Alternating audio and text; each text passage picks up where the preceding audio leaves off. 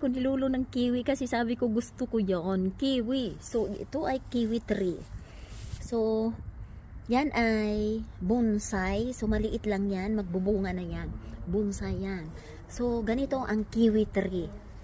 Ganyan ang dahon niya. So ganyan ang itsura ng kiwi, oh. So ganyan yan, kiwi tree yan. So magiging kiwi tree yan, ganyang kalaki ang kanyang mga dahon. So, ayan, may kiwi na ang lola. OMG. So, yan, kiwi. Tapos, ito na yung aking panghalo sa, ito yung sibuyas ko, na pag ako'y nagluluto, nagsabi ako sa inyo, magkakat ako ng sibuyas. Andito lang yan, oh. Ayan. Ayan. Pag ako'y nagluluto, kakat lang ako ng ganyan, pansit, or kung ano pa. Ayan ang aking sibuyas. At ito ang aking parsley. Parsley ba to?